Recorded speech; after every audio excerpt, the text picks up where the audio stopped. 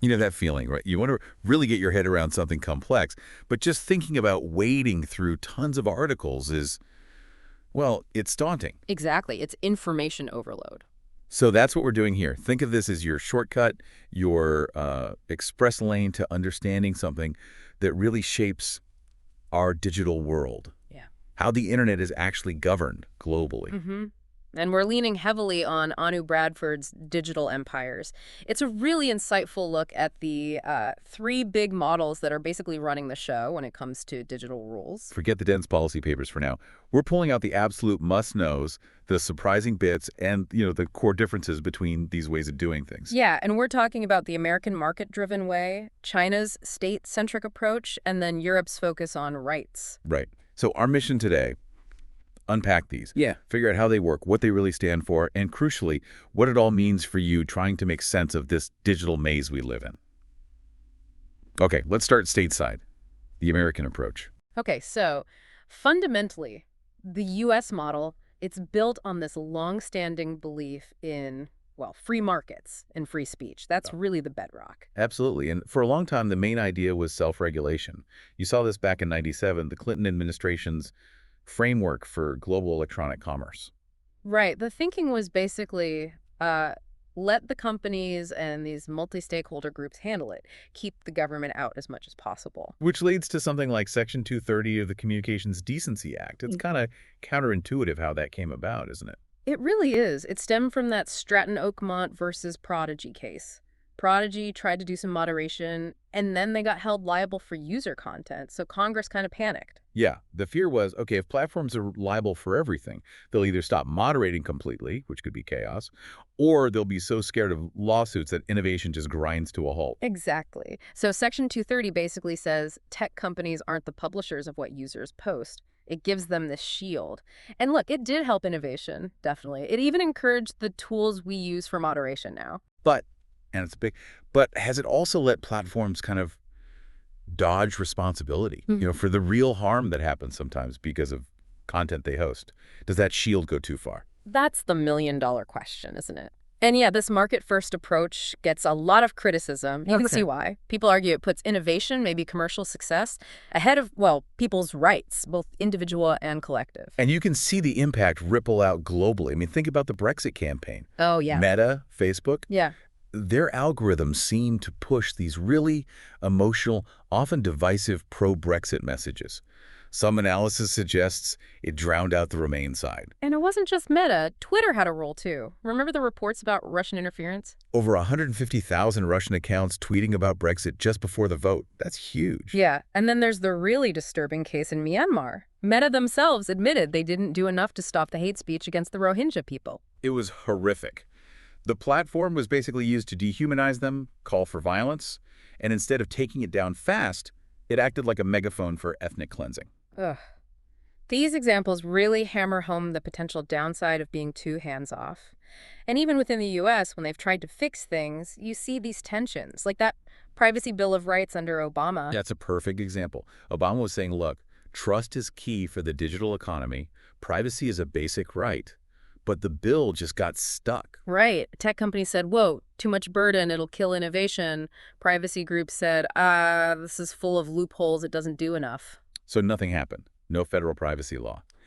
Which is interesting because even with this market focus, the government does get involved when it comes to things like national security, right? Post 9/11 surveillance, working with tech on cyber threats. Absolutely. Like with the Russian invasion of Ukraine, Microsoft played a role in spotting malware. So it's not purely hands-off, but that government role is very different from our next model, China. Yeah, talk about a contrast. What are the core values driving the Chinese state-driven model? Okay, so in China, it's really about, number one, economic growth and development. But, and this is absolutely critical, it's about maintaining social stability. The Chinese Communist Party sees that as fundamental to its own survival. And tech plays a sort of double role there, doesn't it? Exactly. It's a massive engine for the economy, no doubt.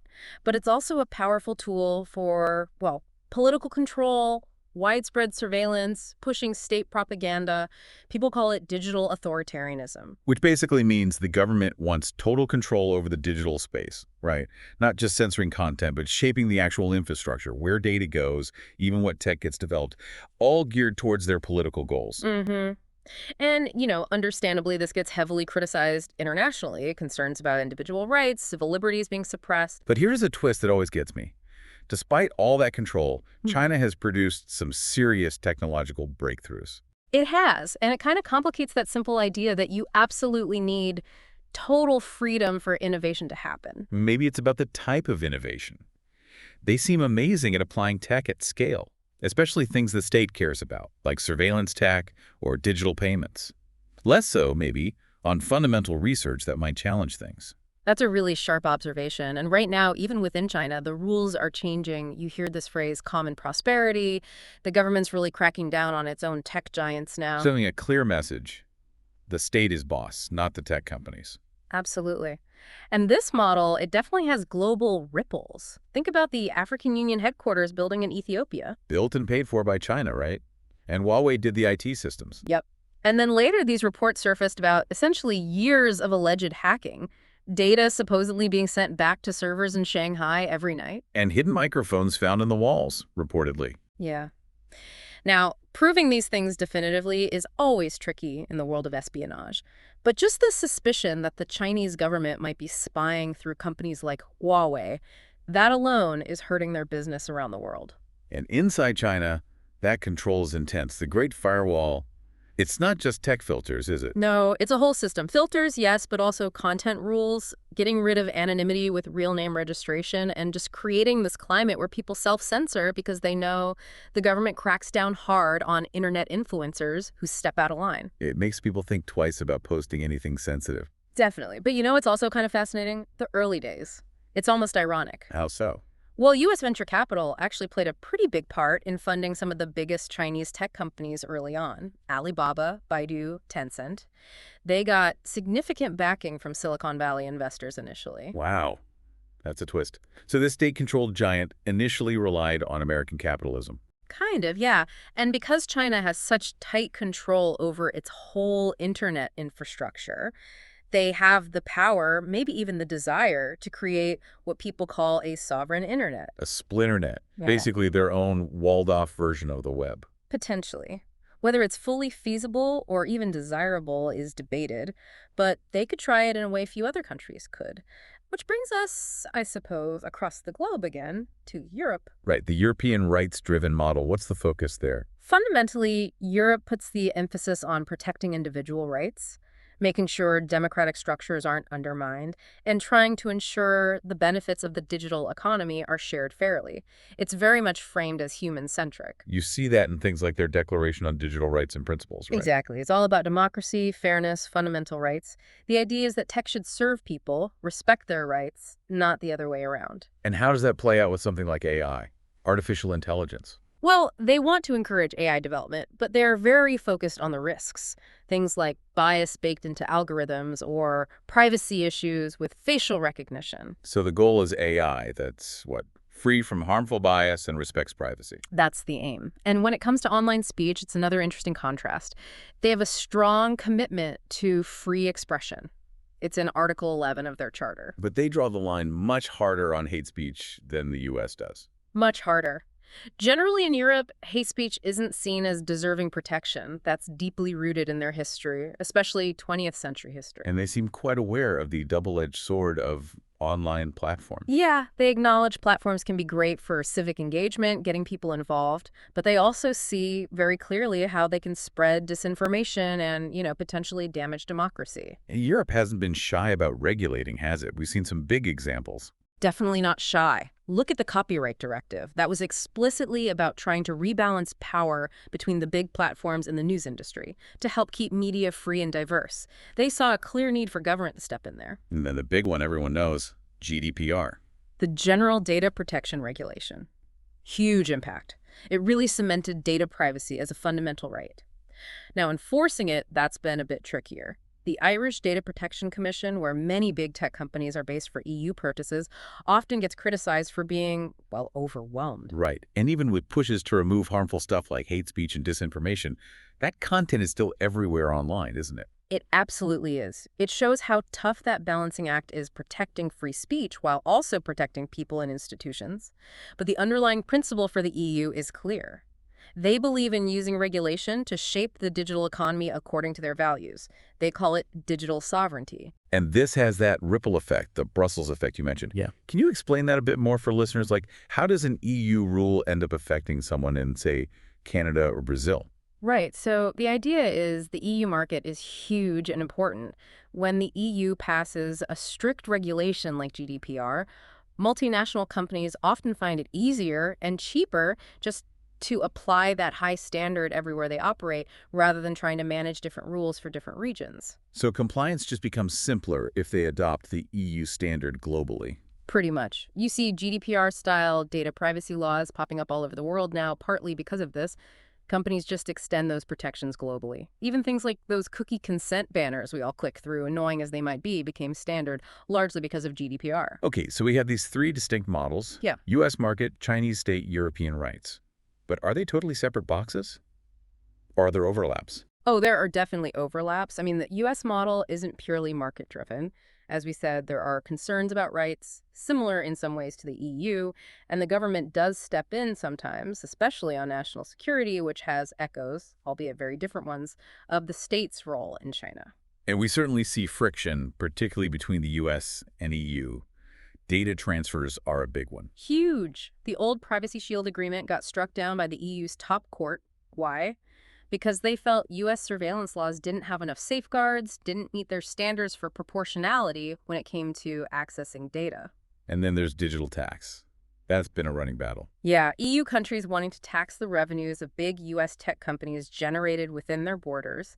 That led to major international negotiations, trying to find a global solution through the OECD.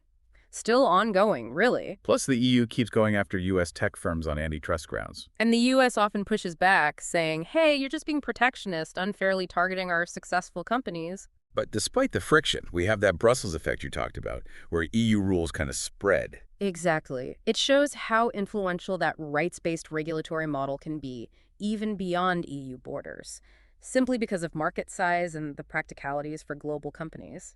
Okay, so looking bigger picture, globally, what are the major implications of these competing models?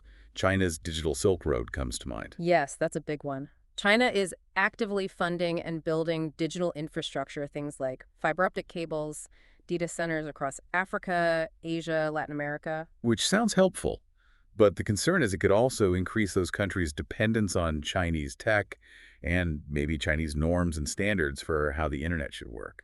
That's the worry in some quarters, and you see a sort of democratic response emerging, like the G7's Build Back Better World initiative, B3W. Often seen as an alternative offer, right? Yeah. A democratic way to fund infrastructure. Framed that way, yes. And then, of course, there's the direct U.S.-China tech A conflict. tech war.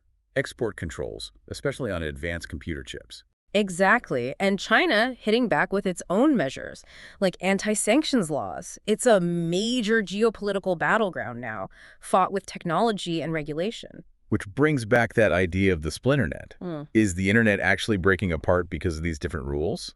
It's a real possibility, that fragmentation, maybe not a complete split into totally separate networks everywhere. The technical hurdles for that are pretty high.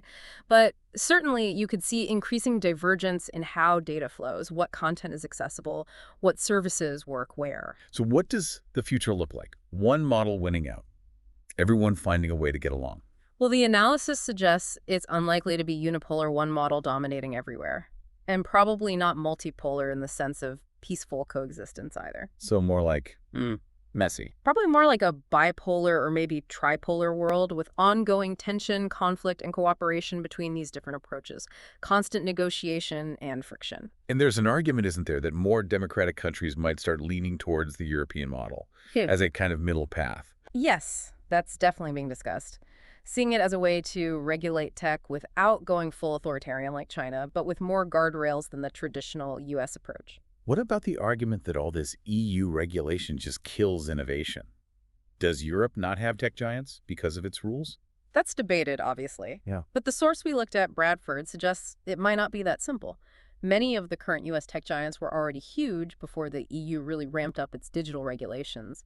So, attributing Europe's relative lack of homegrown giants solely to regulation might be overlooking other factors. Okay, so let's try and wrap this up for everyone listening. We've got these three big ways of thinking about digital rules. Right. The U.S. really driven by the market, innovation, and that strong First Amendment free speech tradition. In China, prioritizing state control, social stability, using tech for economic growth, but also surveillance and censorship. And Europe, focusing squarely on fundamental rights, democracy, fairness, that human-centric approach, using regulation as a key tool. And these aren't just academic ideas. They have a massive impact, right? On our civil liberties, how wealth gets distributed, trade, even national security. It touches everything. Absolutely. Which leads to maybe the most important takeaway for you, the listener, to think about. Given everything we've discussed, the pros, the cons, the values behind each model, which approach do you think actually works best for handling the crazy complexities of the digital age? Yeah, what are the trade-offs you're willing to accept? More innovation, but maybe more risk? More safety, but less freedom? More state control for stability? There are no easy answers, are there? Not at all. But thinking about those trade-offs and what they mean for your own life online and the future of the internet, that's really the crucial thing.